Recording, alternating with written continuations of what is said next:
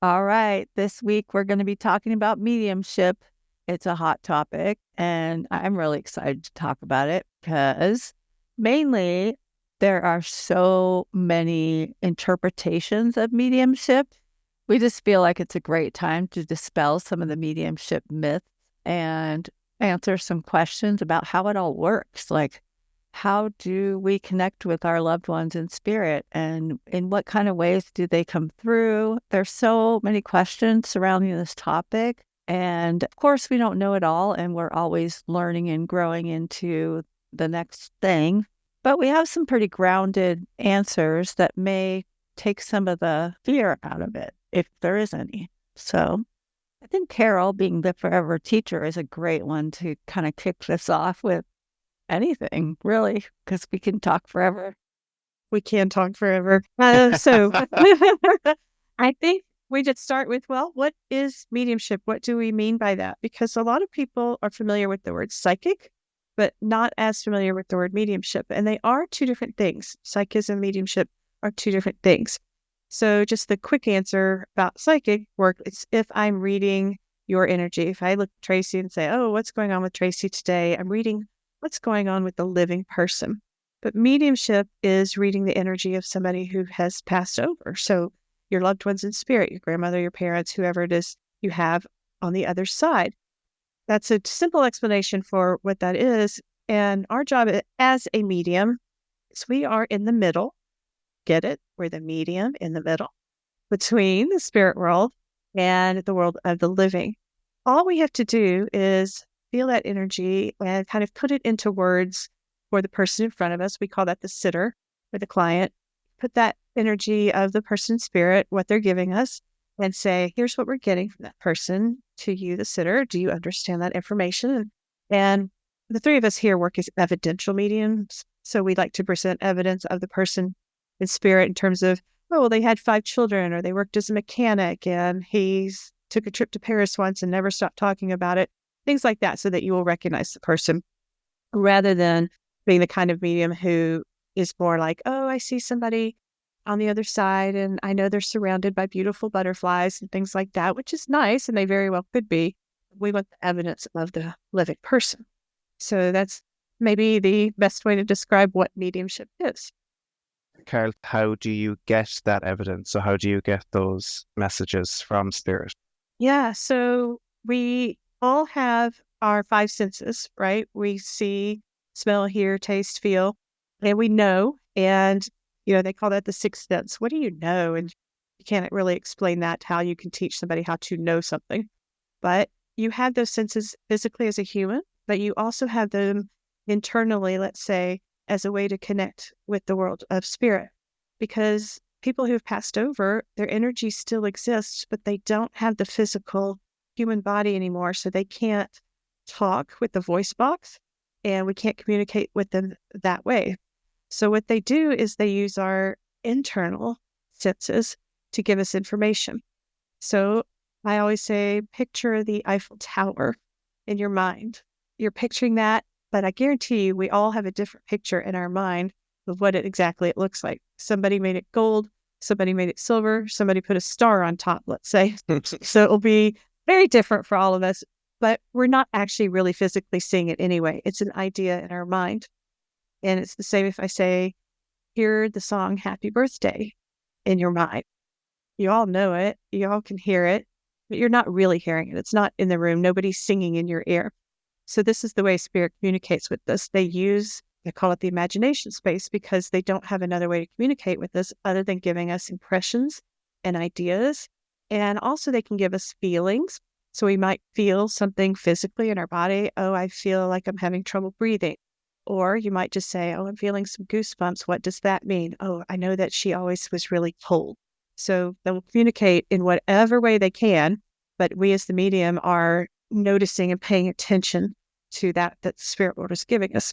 Anybody can do that. You don't need a medium, but we've trained ourselves to be sensitive to that information.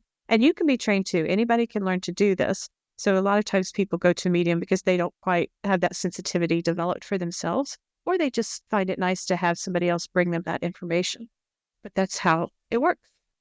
think like from a logical, like science type perspective, I try to explain that it comes from you had mentioned that where your imagination happens, but there's like alpha theta brain state. So you kind of move your mind as the medium to an alpha theta brain state, which is between imagination and daydreaming and more passive, where you kind of put your right thinking mind where you're solving problems, you put that aside. So a lot of people train with like meditating or some form of meditation, whatever that means to you, in order to see or to understand about themselves, how they get themselves in that state in their brain to where the information, you can then interpret it as the medium. You can allow it to come in and then give it to the client that is receiving the reading. So like Carol said, we're all wired with all our five senses: hearing, seeing, feeling, tasting, smelling.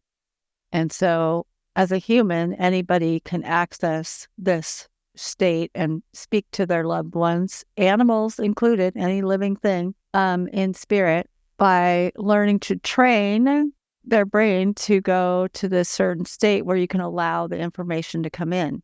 So it's a little more grounded and human than some people make it out to be. Now, with that being said, there are people that are more naturally wired to it, and those people are probably more naturally curious about it. And sometimes they actually do this work and sometimes they don't, or they just have their own personal experiences with their loved ones. Maybe they dream about them and know they were there in the dream, or they always have the same sign come in through their grandmother and they know it's them.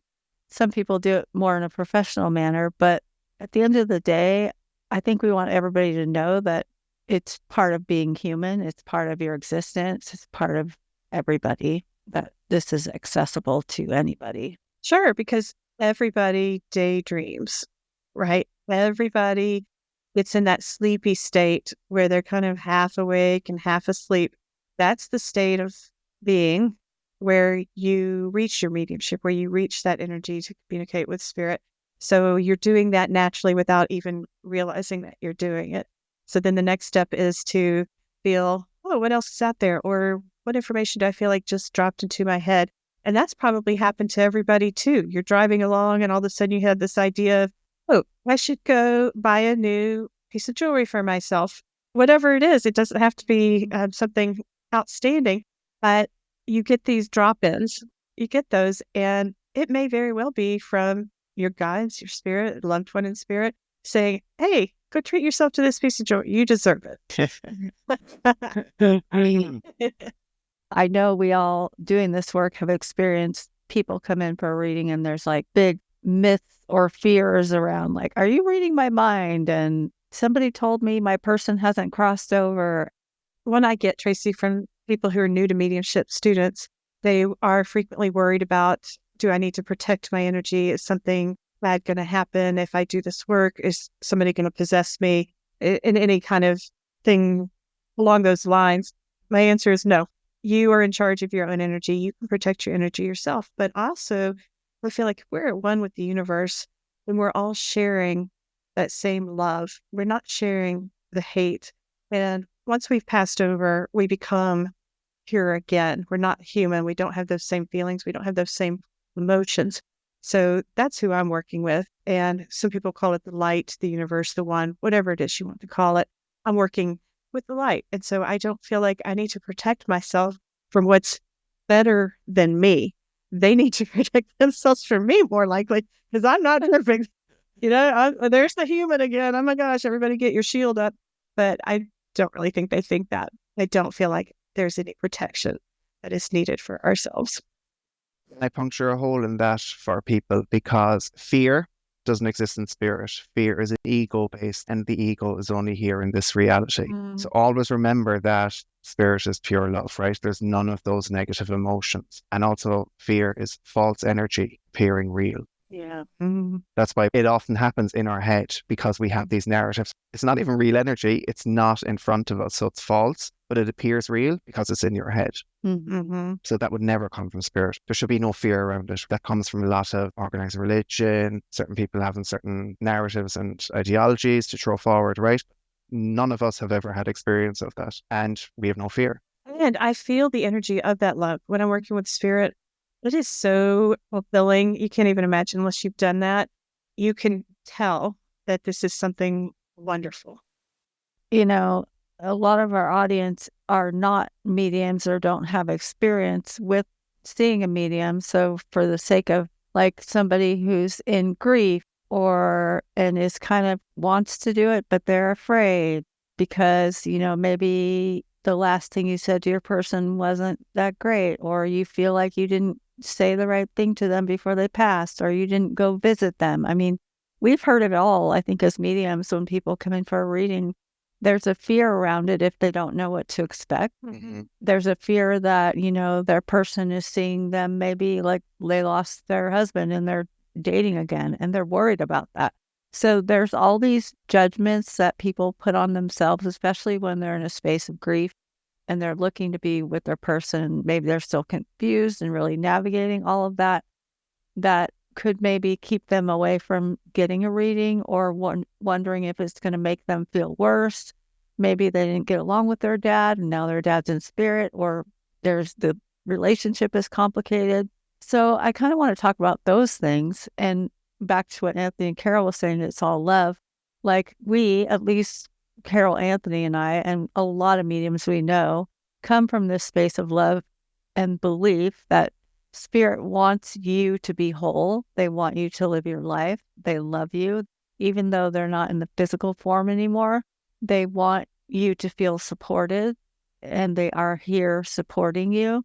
And so I just want to put that out there for people. We're not, as mediums, we're not here to read your mind, pull out all your dirty secrets, judge you for doing something else. We're here to be the medium, be the middle person to translate what your person or dog or cat or lizard, for that matter, is, wants you to know in spirit and wants to support you now. So with that being said, I kind of want to talk about what is deemed as evidence, like Carol mentioned evidential mediumship, and I do subscribe to that. And what we mean by evidence is what, Carol? Like what could come through as evidence that maybe is not on a list or is on a list? Like how would you describe evidence so the person knows you have their person? So it's going to be anything that your sitter, the client, can recognize that leads them to thinking, oh yes, this is my person. And it can be a lot of different things. And I don't even want to limit it by saying it has to be this, this, or this. I don't want to go to a medium who only gives me A, B, and C every time. I want the medium who maybe they find A, B, and C, but they found Q and J and X as well. So that's much more interesting. But it can be somebody talking about memory that you guys shared. It can be talking about the person themselves, their personality. It can be just giving some kind of facts about them. This is how they passed, and this is how old they were, and they lived in the city. It can be quirks. I mean, there's no limit to what it can be. But it's evidence is always going to be something your sitter knows is attached to the person, with the exception of sometimes they've forgotten, or they go, oh, I don't know that information. I don't know what city they lived in, but I'll go find out. And then they later find out, oh, that's true. But for the most part, it's going to be something that can be verified. What it's not going to be is somebody who gives a very general, oh, I've got a man here and I know that he's very nice. Okay, well, we all probably have some nice men in the spirit world, or, at least one anyway. So that's not necessarily the kind of evidence that would lead you to go, oh, I think she's talking about my dad.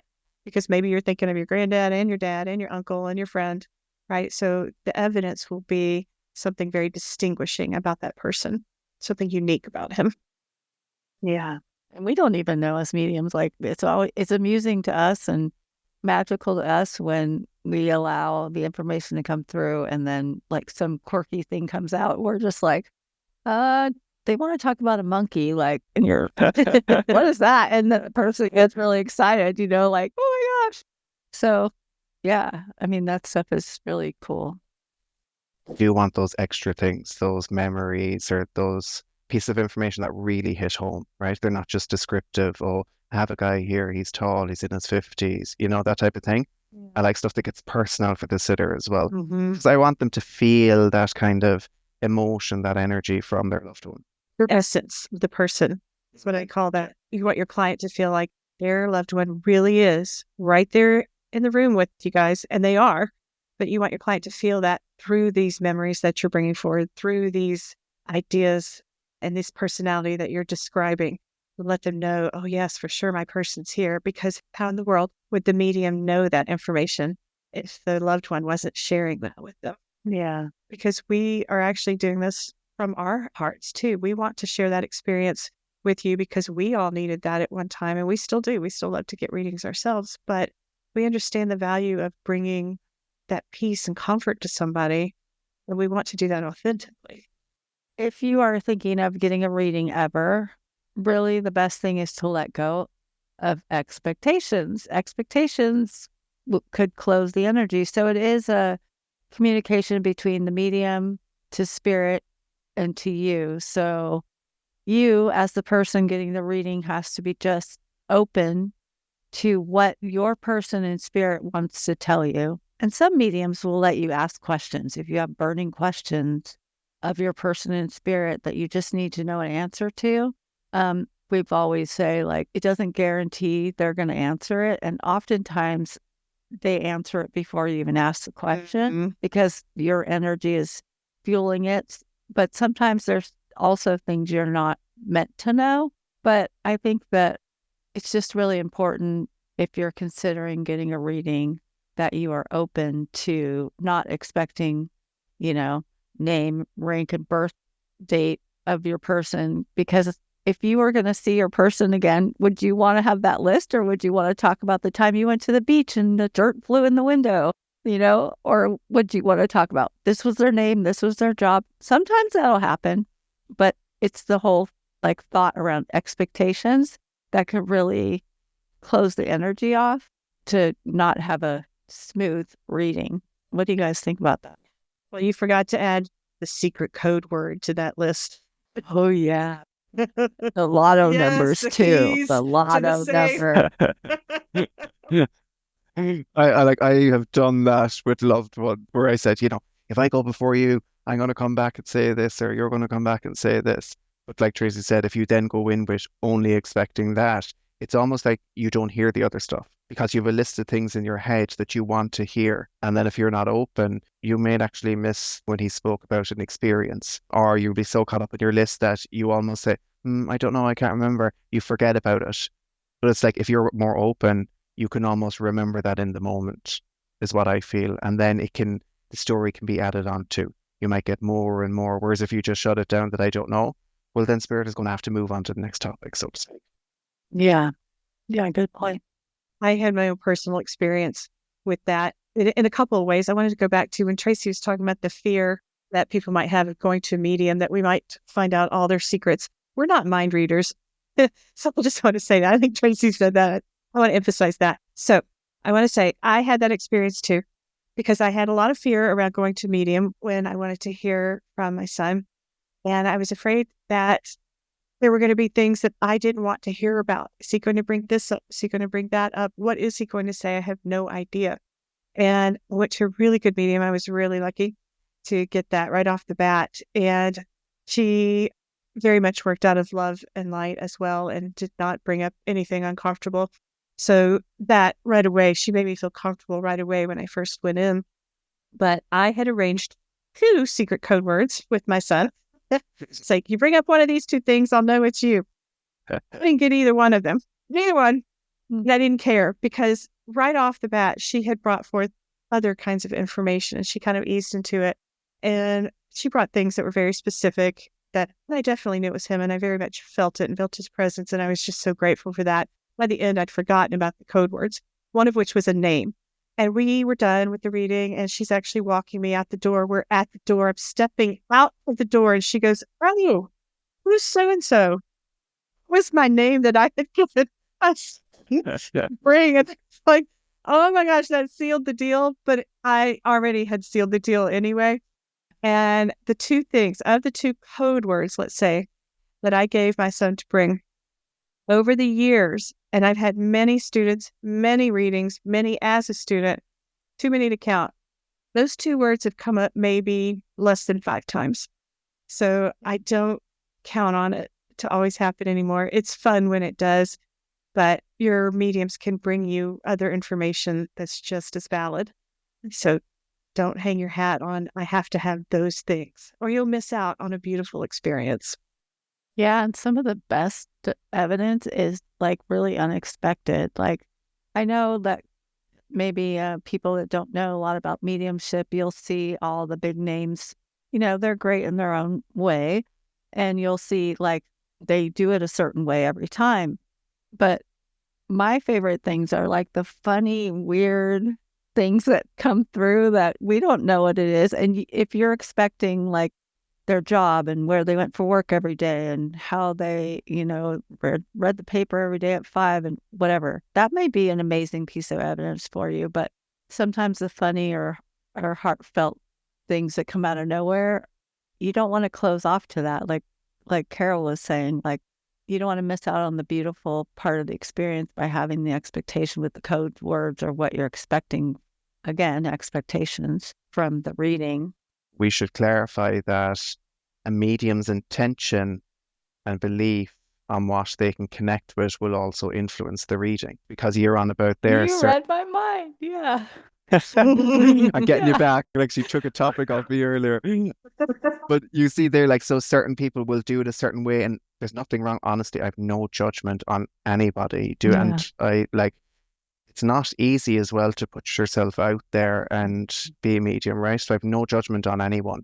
But I just want to clarify the reason one medium might give ABC, and then why I might give you a random story without the ABC is because I try to go in open-ended and I want spirit to relay whatever spirit want to relay. Right. That doesn't mean a medium can't then go in and say, I have a list of ABC, so I need to know your gender, your age, what profession you're in. Like, and then spirit will honor that medium's kind of way of working, because that's exactly it. We all have different ways of working, so to speak. Yeah. And sitters are going to gel with different mediums. Mediums will gel with different sitters.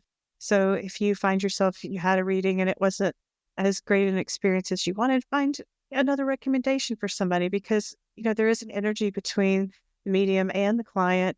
And if that energy is not on par that day, that doesn't mean your loved ones aren't there.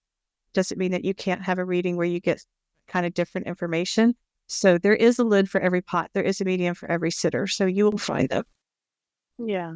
And mediums are human, we're human. So our energy, like Anthony was saying, is going to affect how the reading goes too. So you have to gel with the client, the person getting the reading, and be open enough as a human to put our own humanness aside to surrender and allow the communication to come through fluidly. So I don't think there's one medium that gets everything 100% right. That's the other thing. Like, we're human. We're still in our human body. So, good. I'm happy with a good 90. I mean, maybe that's a little, 90% is great, but, but you have to realize, like, I remember getting a reading before I did this work, and I still think about the one thing this person, the medium, brought me a lot of great stuff for Joe. And this was like right after he passed.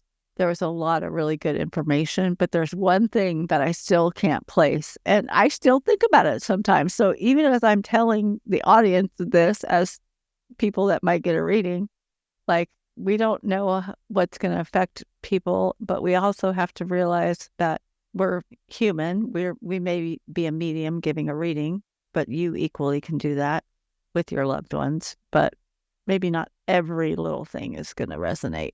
Maybe it will 5 years from now. I'm still leaving it open to that, Well, we're learning a new language as mediums. We're learning spirit language, how to communicate without words. And we can be, open to misinterpreting that as well. So, for example, maybe I'm shown something that I say, oh, I believe they're showing me a yellow baseball hat. You as the sitter might say, oh, he had a baseball cap, but it was purple. Or, oh, he hated baseball caps, or maybe something around it. Or it was yellow, but it was a fedora. Or they might go, I don't know what you're talking about. There's all these possibilities. But that's what we mean by being open to it. We're not going to be 100% perfect all the time, but we're going to do our best for you. And it is going to be better than 50-50. It's going to be better than just a chance guess. But we've talked a lot about evidence, but I want to talk about something else you get in a reading. You get messages. You get that guidance you might get from your loved one. And those messages of reassurance that your loved ones are not angry with you. They're not unforgiving of you. Like Tracy was talking about earlier, what if there's some things in the relationship that weren't quite amazing? That can be addressed. It doesn't have to be. Spirit's going to talk to you at your comfort level. They're going to give you what you need, though, not necessarily what you want, but what you need is healing. This is why you came to a medium, because you're looking for something that you need to kind of make some closure sometimes, or sometimes you're looking for a certain message. Sometimes you just want reassurance your loved one's on the other side. They made it there safely. They weren't in pain. Whatever it is, you will get those kinds of messages too.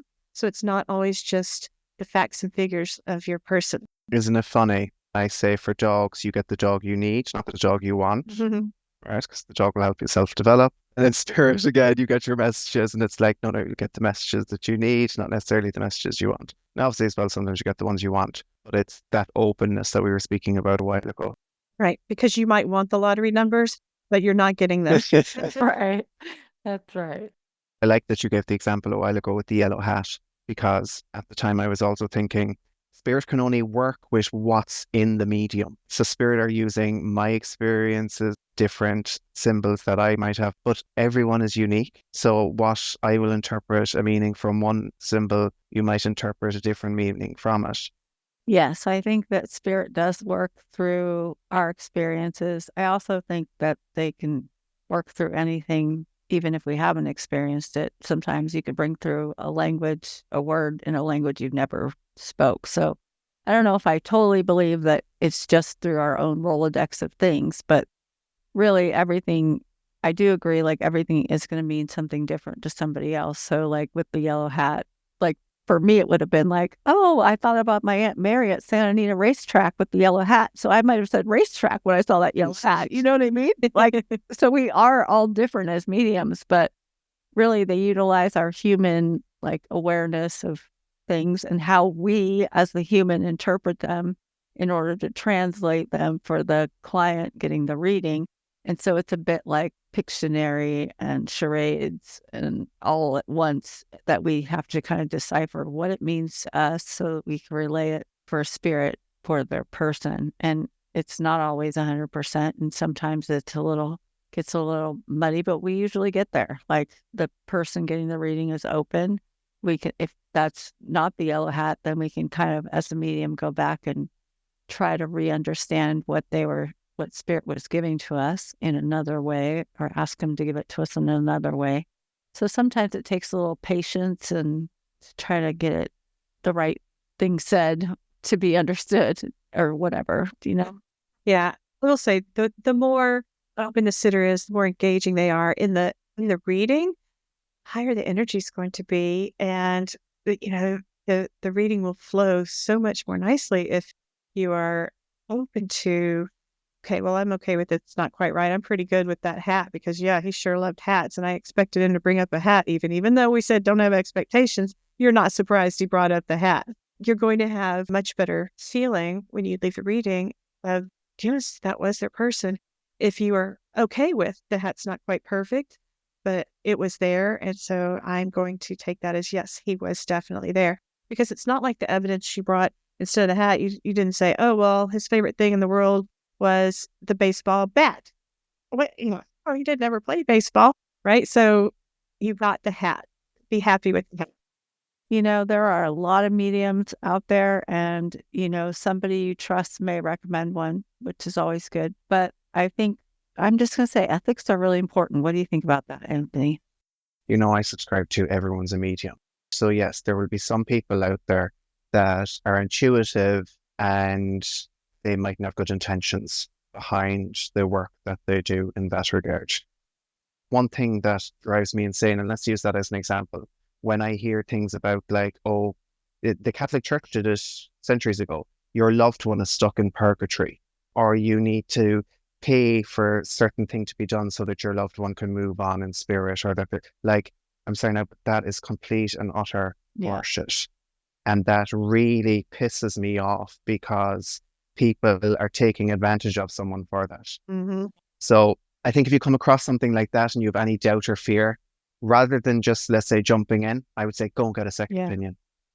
Or go and ask someone that you trust and say, really, what's your opinion on this? Because if anyone ever came to me and asked me a question about that, I would be like, save your money. And as we said, it's only ever love from spirit. So if there's someone selling you something that is based on fear, I would immediately question where that's coming from. Even if your person's death was complicated, even if there was something traumatic around. Mm-hmm. I don't care what it is, Tracy. If they're pushing fear, that is not spirit. And so that's fear-based. Well, then straight away, I will discard that. Mm-hmm. Yeah. Where could people go if they wanted to have their first experience with a medium or find a good medium? Like Tracy said a while ago, word of mouth is really good, right? Mm-hmm. But that might be available to you locally, and we have the internet. So why not use it as well? So if I want to go and get a reading, what would you encourage me to do? For me, I did go ask around. And, at the time, I didn't want to ask very many people. Like, there was only like, I can ask my best friend and maybe one other person. I don't want everybody to know I want to go to a medium. So you might not have that resource, but I would, if you can, and if you're not worried about that, get recommendations from people. And also, yes, reviews can be biased and stuff like that, but you can go to somebody's website and just feel and sense, does this person feel right for me? Because most mediums will put a story or something about themselves on their page. And so you might connect with that information, or you might connect with, the way they present themselves, or even just you're looking at their picture going, oh, I like that connection that I feel with them, because you're feeling that on an energetic level. So you can look for people that way, but also be aware that you can find somebody who's not necessarily local. Most people, mediums I know, will do readings on Zoom, and it does work. So a lot of people ask that question too. Does that work the same? I want to be in person, but it's really, really convenient to do it on Zoom. The energy will be the same. It will be the same as if you were there in person. So don't be afraid to look for people like that too. You can go to the famous people that you've heard of if you want to. Most of them are going to have big waiting lists. So I would encourage you, if you want to do that, but if you want something sooner than that, then look for the people who aren't on television necessarily. Again, word of mouth, read the reviews, and just feel how and sense how it feels to you. You can manifest that medium for yourself if you listen to our manifesting episode. But just ask spirit to guide you to, where's a medium for me? Or if you listen to our signs episode, ask your loved one in spirit to send you a sign to lead you in the right direction. Exactly. I say this every time, but I really love this conversation. I mean, we could talk about mediumship for hours, but it's really important to us to help our audience understand that it's not so mystical and inaccessible to everybody, and it doesn't have to be scary. Our aim here is always to help grow, learn, and heal. And we're happy to provide the information. I hope that you all got a lot out of it. I feel like every time, even though we talk to each other, Carol, Anthony, and I often, I feel like we all learn something all the time. And I think that's wonderful. So thanks for hanging with us. And we'll see you on the next episode. Bye. Bye.